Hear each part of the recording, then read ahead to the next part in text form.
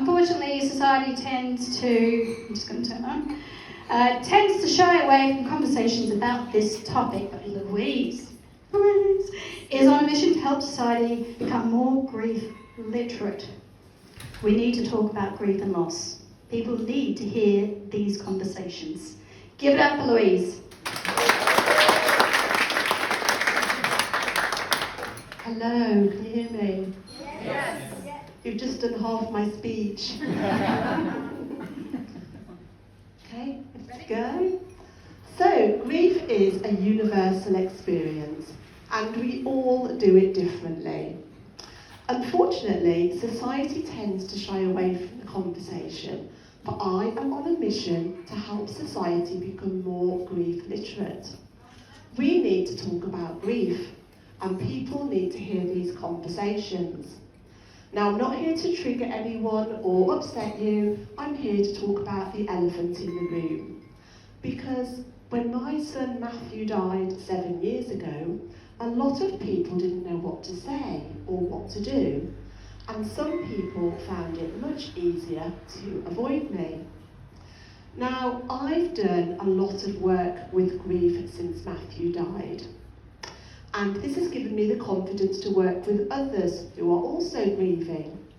I've found purpose through my grief. It's not what I would have chosen, but it has become my passion.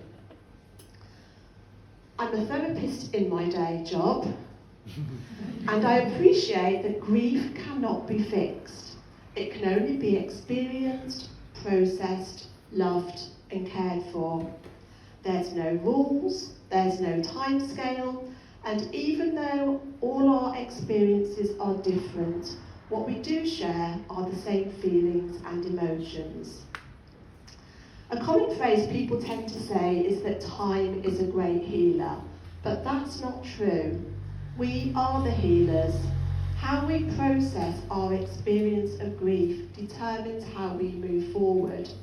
If we wait for time to heal us, we'll become stuck in our grief. Time is just a vehicle that takes us along that journey. And no one has the magic formula when it comes to passing on condolences, because people tend to say the clumsiest things. But they just want to console us in some way, and it's important that we read the good intention behind their words. The worst thing people can do is ignore our grief. People need to say something, even if it makes them feel uncomfortable, and even if it lands wrong. The grief needs validating.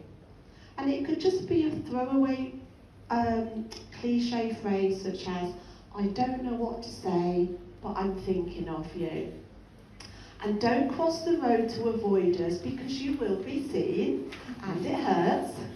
A friend of mine saw me walking down the parade in Leamington and crossed the road to avoid me. And I get that. I used to be that person. It happened in a supermarket too with someone else. Picture of supermarket. This person pretended not to see me in the frozen veg section and hurriedly went off into the pet food section. They didn't even own a pet. It was awkward, but who makes it awkward? Society likes people to grieve privately behind closed doors, and believe me, I wanted my private time, but I also needed to talk. But it seems that other countries and cultures do it so much better than us. We have this stiff upper lip, keep calm and carry on approach, and it's just not helpful. Communication is the key. Having a grief buddy, someone you can talk to, someone who can listen without judgment. You don't need to be a qualified grief counsellor in order to be there for someone.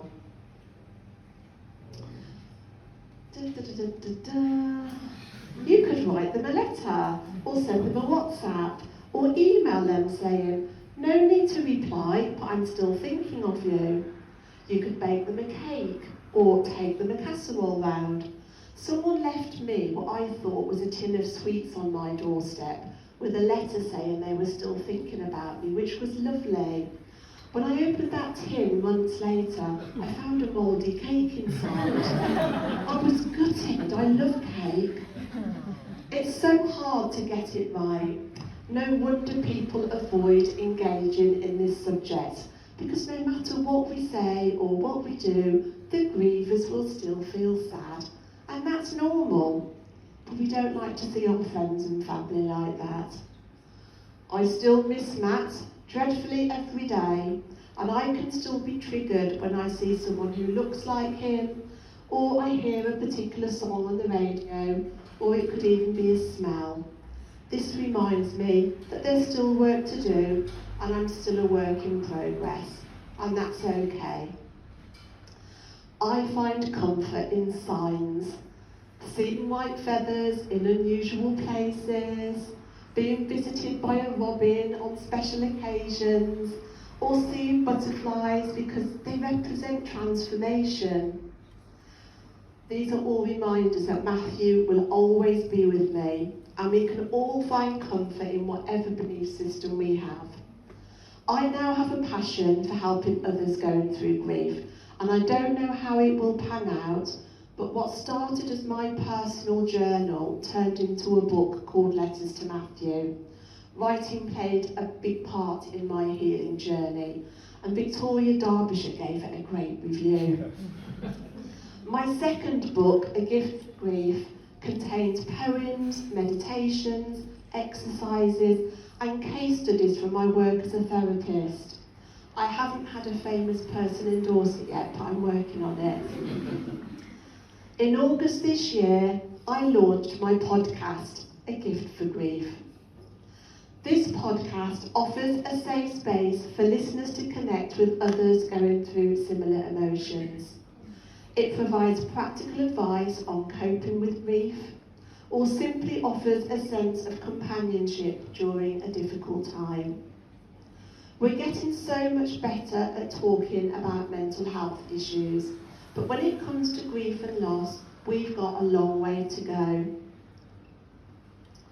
It's crucial for society to recognise that grief should not be hidden or ignored, and I hope my books and my podcast go some way to breaking down the stigma. It's time to stop the awkwardness and clumsiness surrounding this topic. Let's share our grief stories and support each other. I talk about Matthew every day because he's still part of my life. This talk is my gift for grief, and I hope it helps you on your journey, wherever you are. Thank you for listening.